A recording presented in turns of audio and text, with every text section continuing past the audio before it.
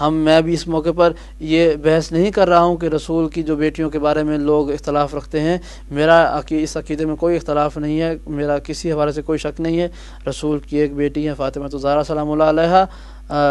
باقی جو ہیں وہ جناب خدیجہ الکبریٰ سلام اللہ علیہا کی بہن کی بیٹیاں تھیں یا ان کی پالی ہوئی بیٹیاں تھیں، لے پالک تھیں، جن کو رسول نے بھی اپنی بیٹی کہا، چونکہ گھر میں رہتے تھے، لیکن رسول کی اپنی ایک ہی بیٹی ہے، ایک ہی اولاد ہے رسول کی۔ بیٹے تھے کہ جن کا انتقال ہوتا رہا، بیٹی ایک ہے فاطمہ الزہرا سلام اللہ علیہا۔ دیکھنا یہ ہے کہ رسول نے وہ کس کو دی، کسی کی بیٹی لے لینا الگ بات ہے، بیٹی دی کس کو یہ الگ بات ہے۔ اور یہاں پر جب سوال کرتے ہیں کہ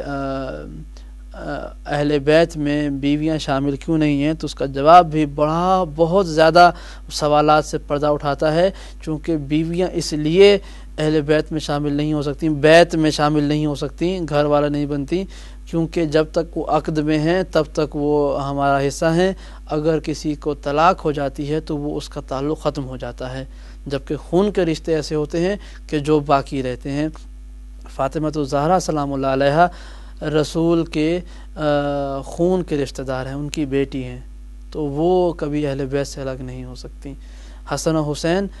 خون کے رشتہ دار ہیں، یہ الگ نہیں ہو سکتے۔ علی مرتضیٰ خون کے رشتہ دار ہیں، یہ الگ نہیں ہو سکتے، اور یہی اہل بیت ہیں۔ باقی جو بھی ہیں وہ اپنی جگہ پر محترم ہیں، ہمارے نزدیک وہ اہل بیت میں شامل نہیں ہیں، اور سب سے افضل بھی یہی ہستیاں ہیں جو رسول کے قریبی خون کے رشتہ دار ہیں۔ اس کے علاوہ باقی جو مراتب گنے، علی کا تقابل کسی صحابی سے فضائل میں نہیں ہو سکتا، چونکہ بہت معروف حدیث ہے علی کے بارے میں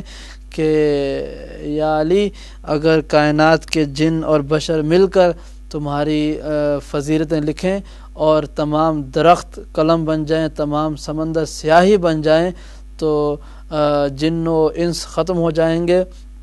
قلم ختم ہو جائیں گے، سیاہیاں ختم ہو جائیں گی، لیکن علی تمہاری فضیلتوں کا احاطہ نہیں کر پائیں گے۔ یہاں پر حضرت عمر کا یہ وہ قول تھا کہ جو آج بھی تاریخ کے اوراق میں سنہری حروف میں لکھا ہوا ہے کہ علی کے باقی تمام اوصاف تو ایک طرف، ان کے تمام کمالات، تمام فضیلتوں تو ایک طرف، علی کی یہی فضیلت کم نہیں ہے کہ وہ فاطمہ الزہرا کے کفو ہیں۔ رسول خدا نے فاطمہ الزہرا کا کف جو ہے وہ علی علیہ السلام قرار دیا ہے۔ علی کے لیے یہی فضیلت بہت ہے، اسی کی تمنا یہی دنیا میں انسان کر سکتا ہے۔ علی کے حوالے سے باقی فضیلتیں تو بہت زیادہ ہیں جن کے بارے میں بات ہو سکتی ہے۔ جب رسول نے کہا کہ جن و انس بھی تمہاری فضیلتیں نہیں دے سکتے، تو حضرت عمر نے کہا تھا کہ یہی فضیلت ہی علی کی ہے کہ جس کا احاطہ کرنا ممکن نہیں، یہ کہ علی فاطمہ الزہرا کے کفو ہیں، ان کے شوہر ہیں۔ اگر رسول کے باقی جو جن کے بارے میں کہا جاتا ہے کہ رسول کے داماد تھے یا بیٹیاں تھیں، تاریخ میں ثابت ہے کہ وہ رسول کی بیٹی نہیں، رسول نے پالا ہوا تھا، منہ بولی بیٹیاں تھیں۔ جناب خدیجہ سلام اللہ علیہا کی بہن کی بیٹیاں تھیں، جن کو رسول،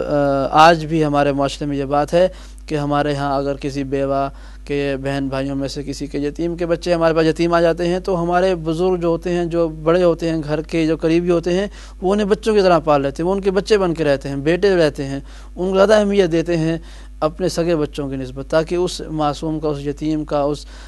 جو بھی ضرورت مند ہے، مظلوم انسان، اس کا دل نہ دکھے، وہ خوش ہو جائے۔ آج بھی ہمارے یہاں انسانیت کے یہ معیار باقی ہیں،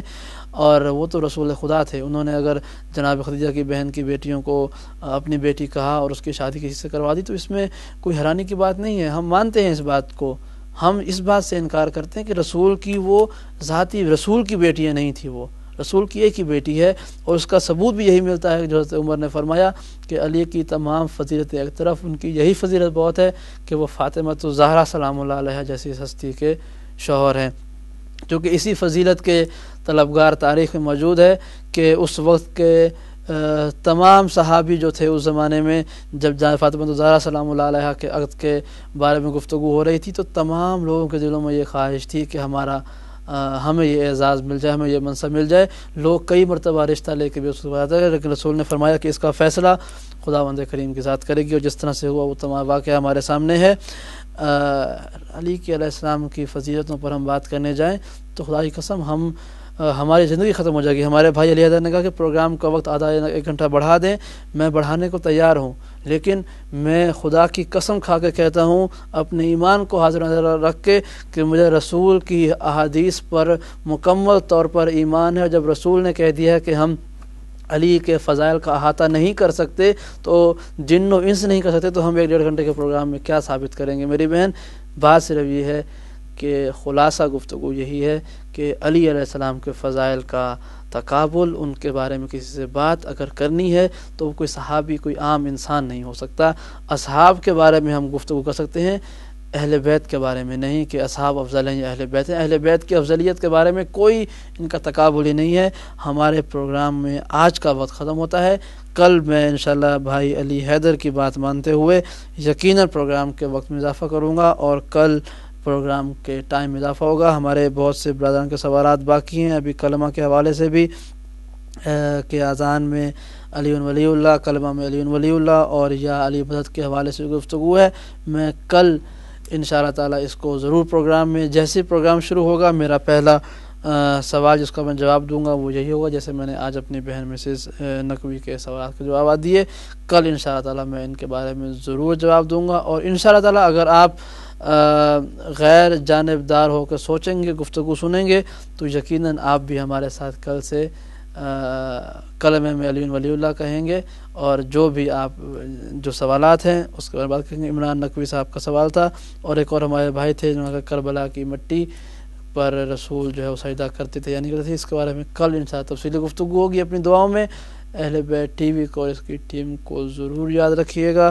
انشاءاللہ تعالی کل دوبارہ آپ سے پروگرام گفتگو جستجو میں رات 10:30 بجے ملاقات ہوگی. والسلام علیکم ورحمۃ اللہ وبرکاتہ.